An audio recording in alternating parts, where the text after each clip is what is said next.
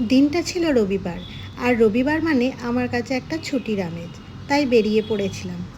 তার আগে সকলকে জানাই নমস্কার। আমি মৌমিতা। আমার একটি ছোট্ট মিনি ব্লগে ওয়েলকাম সকলকে।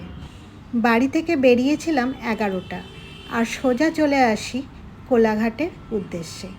কোলাঘাটে আসার পথে এই ব্রিজটা অসম্ভব সুন্দর লাগে। পরপর 3টে ব্রিজ, আর নিচে বয়ে চলেছে রূপনারায়ণ নদী।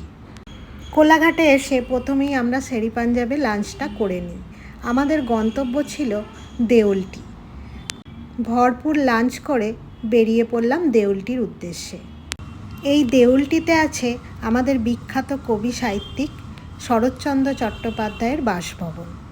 আমরা জানি শরৎচন্দ্র চট্টোপাধ্যায়ের ছোটোবেলা কেটেছিল দেবানন্দপুরে, আর এখানে 1926 থেকে 1938 সাল পর্যন্ত এখানেই উনি ছিলেন।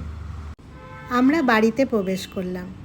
বাড়িতে বাইরে বলুন ভিতরে বলুন এত সুন্দর পরিবেশ যে কি বলবো।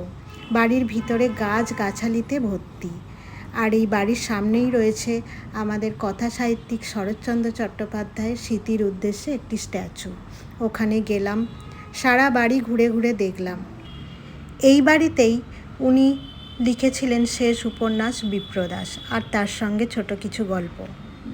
এখানে যারা দেখাশোনা করে ওনারাই বলে দিচ্ছিলেন শরৎচন্দ্র চট্টোপাধ্যায় কোথায় বসতেন, কোথায় খেতেন, কোথায় লিখতেন এবং কোথায় শুতেন, সব কিছু ওনারাই বলে দিচ্ছিলেন। তারপর আমরা বাড়ির ভিতরে প্রবেশ করলাম। বাড়ির ভিতরে ওনার ব্যবহৃত সব জিনিসপত্র এখনও যত্ন সহকারে রাখা রয়েছে।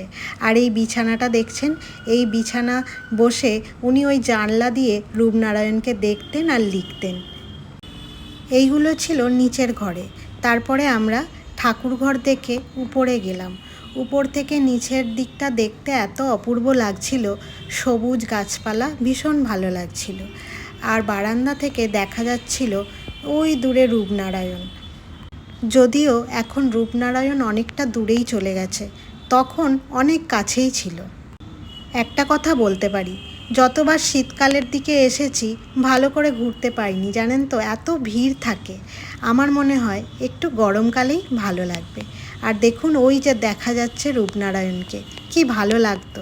তারপরে এলাম ওনাকে যেখানে সমাধিস্থ করা হয়েছে, ওনার পরিবারকে নিয়ে সব একই জায়গায় সমাধিস্থ করা হয়েছে বাড়ির একটি জায়গাতে। সেখানটা দেখে আমরা চলে এলাম রূপনারায়ণের ধারে। সে এক অপূর্ব দৃশ্য, কি দারুণ। সূর্য অস্ত যাচ্ছে সন্ধ্যা নামার পথে, আর এই সন্ধ্যা নামার সময়টা নদীর ধারে সূর্যর অস্ত যাওয়া দেখতে দারুণ লাগে। আমরা অনেকক্ষণ এখানে বসেছিলাম, অনেকক্ষণ দেখলাম। তারপর এখানে যারা চাষ করেন নদীর ধারে তাদের কাছ থেকে কিছু সবজি কিনলাম, যেমন ভেন্ডি, কুমড়ো, টমেটো, এইসব কিনে বাড়ির পথে রওনা দিলাম। বাড়ি ফিরতে ফিরতে অনেকটাই সন্ধ্যা হয়ে গিয়েছিল। তো আমরা এইভাবে আমাদের দিনটা কাটালাম। খুব ভালো থাকবেন, সুস্থ থাকবেন এবং সবাই আনন্দে থাকবেন।